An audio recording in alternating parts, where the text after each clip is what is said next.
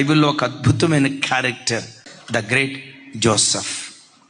యోసేపు ఉన్నాడు, 17 సంవత్సరాలు తండ్రి ఇంటిలో ఉన్నాడు. ఆ తర్వాత అమ్మబడ్డాడు, రాజు అయ్యాడు. తను రాజు అయ్యాడన్న వార్త తెలుసుకొని యాకోబు 70 మంది పరివారంతో కూడా వచ్చాడు. వచ్చే ముందు ఏం చేశాడో తెలుసా? నేను ఇప్పుడు వెళ్తే యోసేపు నన్ను చేర్చుకుంటాడో లేదో ఒకంత భయపడ్డాడు. బేర్షెబా దగ్గర బలిపీఠం కడితే ఆ రాత్రి దేవుడైన యెహోవా ప్రత్యక్షమై, యాకోబు యాకోబు, యోసేపు యొద్దకు వెళ్ళటానికి నువ్వు భయపడకు, నీతో కూడా ఐగుప్తుకు నేను వస్తాను, యోసేపు దగ్గరికి నువ్వు వెళ్తావు, నీ కొడుకు నిన్ను చేర్చుకుంటాడు, చనిపోయే ఆఖరి క్షణం వరకు నీ కొడుకు చేతులు నీ కళ్ళ మీద ఉంటాయి, నిన్ను జాగ్రత్తగా చూసుకుంటాడు, వెళ్ళు అని అంటే వెళ్ళటంతో అద్భుతం తెలుసా? 130వ సంవత్సరంలో యాకోబు ఐగుప్తు దేశానికి వచ్చాడు. దరిదాపుగా 17 సంవత్సరాలు ఐగుప్తు దేశంలో బ్రతికాడు.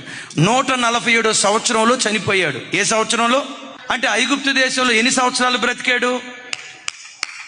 17 సంవత్సరాలు పెరిగాడు కదా, 17 సంవత్సరాలు పెరిగాడు.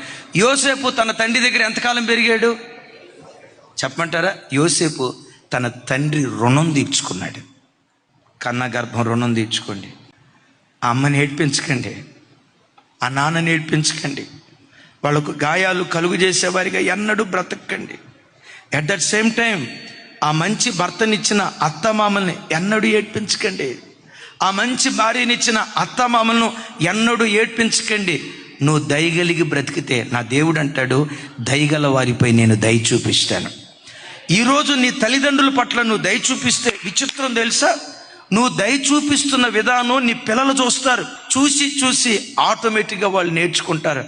మా తాతయ్యని, మా నాయనమ్మని, మా తాతయ్యని, మా అమ్మమ్మని మా నాన్న ఎంత మంచిగా చూసుకుంటున్నాడు కదా, మా అమ్మ ఎంత మంచిగా చూసుకుంటుందో కదా, మా అమ్మా నాన్నలు వృద్ధాప్యానికి వచ్చిన తర్వాత నేను కూడా అలాగే చూసుకోవాలని ఆ బీజం నీ ప్రవర్తన ద్వారా వారి హృదయాలలో నాటబడటానికి దేవుడు కృప చూపిస్తాడు.